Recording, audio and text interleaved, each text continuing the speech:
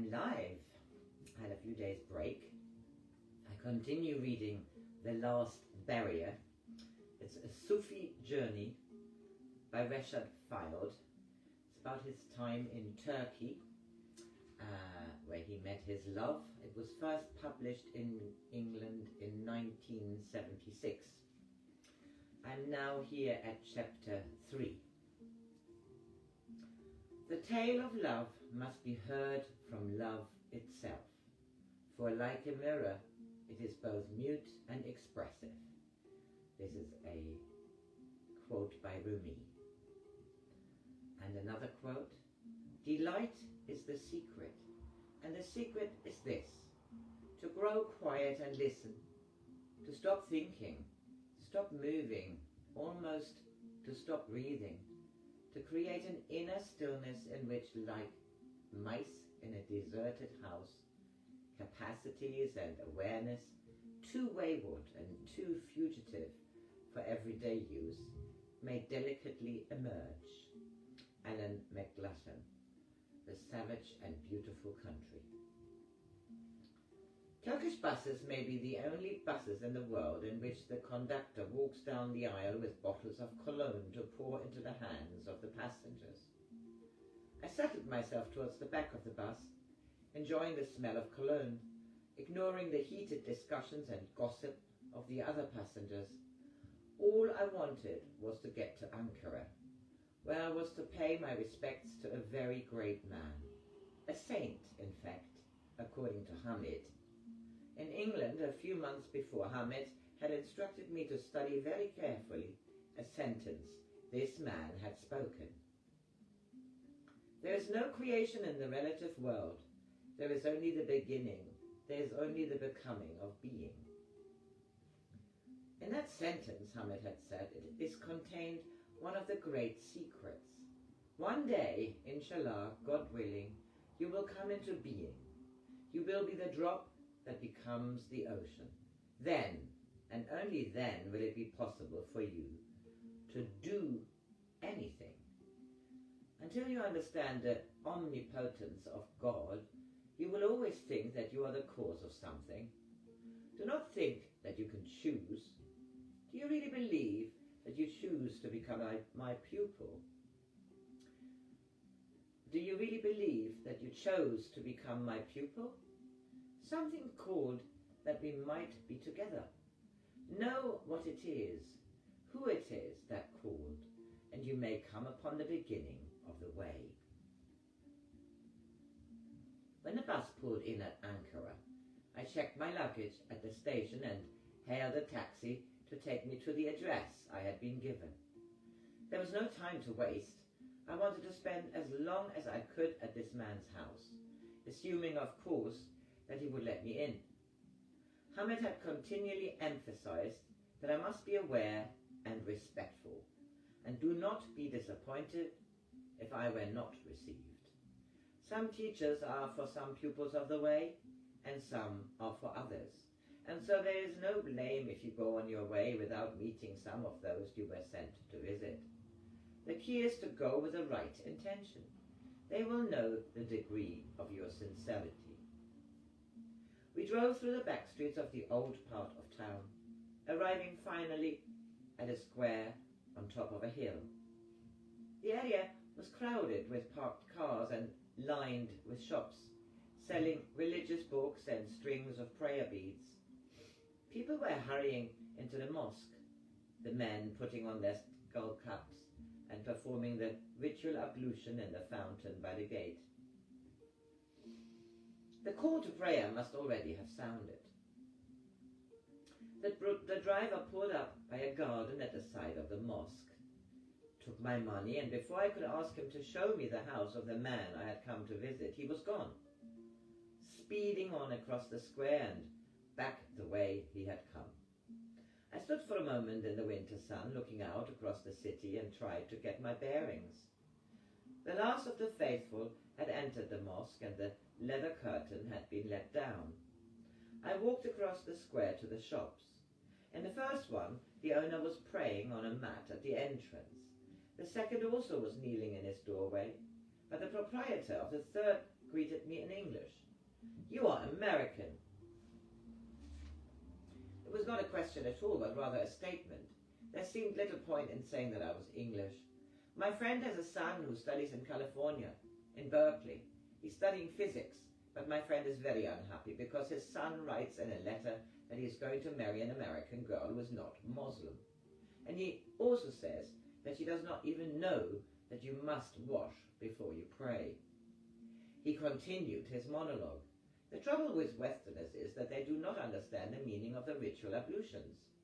It doesn't matter if they are Christian or Muslims. If they are believers in God, then how can they learn to pray without knowing how to wash?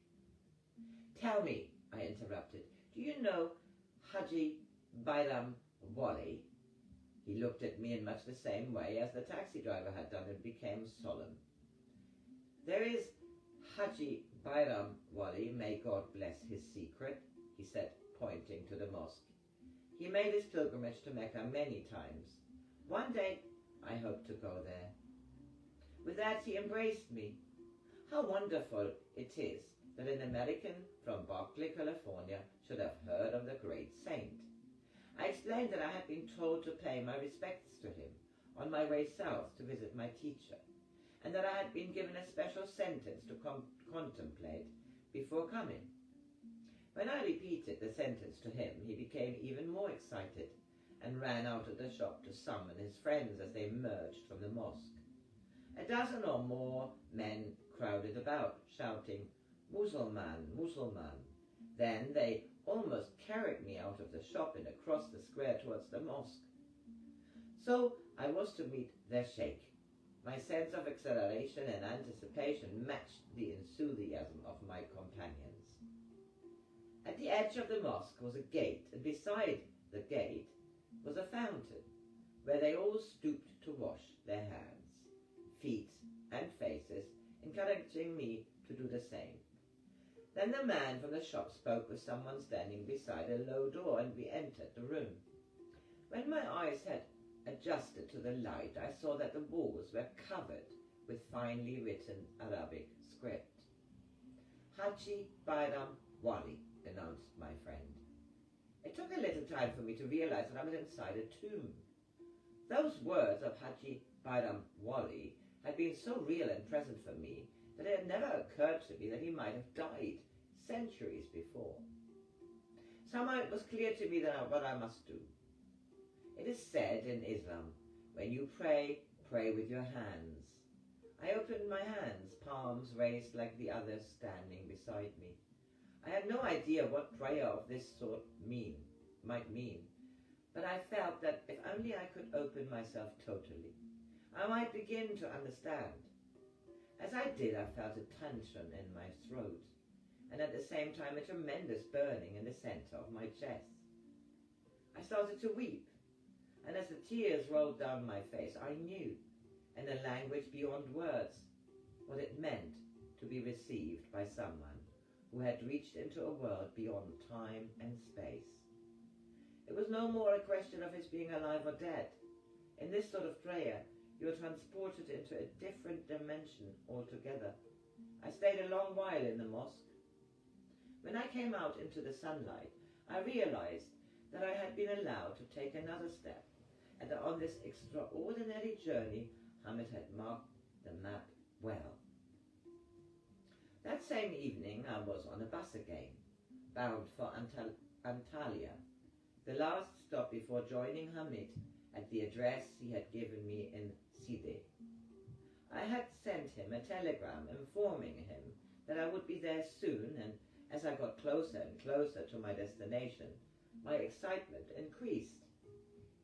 The bus pulled into Antalya shortly after noon. Across the street from the bus station, I saw the office of a travel agent and decided to inquire about the next bus to Side. I carried my bags across the street and made my request known to the owner of the agency, who spoke French. Nothing in Turkey happens quickly. We spent several minutes chatting. Then I told him that I was going to be in Side for some time, visiting a friend.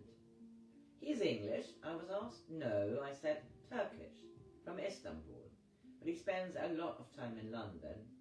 Ah, said the man, and then lapsed into silence. After quite a pause, he said, You are English? Yes, I replied. Ah. Again, another pause.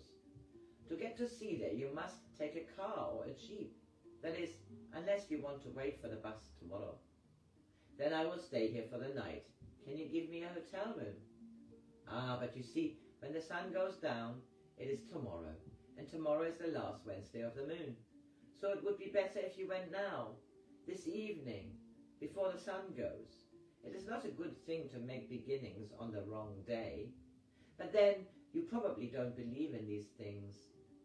It was a question.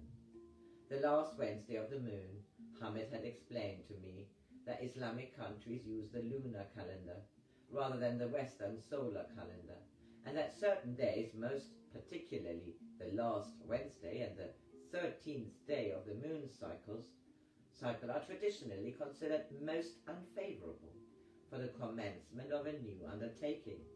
If I were to arrive properly, I definitely must make my way to Side today, or else wait until Thursday. The man behind the counter interrupted my train of thought. Is your friend very tall and big, and does he have glasses and a moustache? Yes, I stammered. Do you know him? No, he replied, but 10 minutes before you arrived, a large Turkish man with a moustache and glasses came in and asked if I had seen an Englishman with a red beard. Smiling at my excitement, he instructed his assistant to look after my luggage and took me out into the street. He went that way. He pointed down towards the sea. Go quickly, perhaps you can find him. I ran down the street, peering into shops and glancing up alleyways. I came to the seafront and stood in the cold wind. There were only a few old men strolling around, and the street dogs skulking close to the buildings, searching for food. Perhaps I was too late. Already it was the middle of the afternoon. I felt near panic as I ran up another street. Still nothing. Once or twice I thought I saw him, but always he was just going round the next corner, and when I got there, he would be gone. Finally, heart pounding and chest aching, I retraced my steps to the travel office. The owner came out to greet me. Ah, he said once again, just as you went down the street that way, he pointed to where I had been, your friend walked in from that way, and he pointed in the other direction. Now he is in the coffee shop across the street, having tea. We will go there. And picking up my bags, we walked back to the place where I had first arrived in Antalya. I did not see Hamid when we entered the cafe, but then he was walking quickly towards me. We embraced so warmly that I cried with the relief of meeting him again. Good, he said. You are just in time. Welcome to Turkey. There is a car waiting. We will leave at once. We must reach Side before the sun goes down.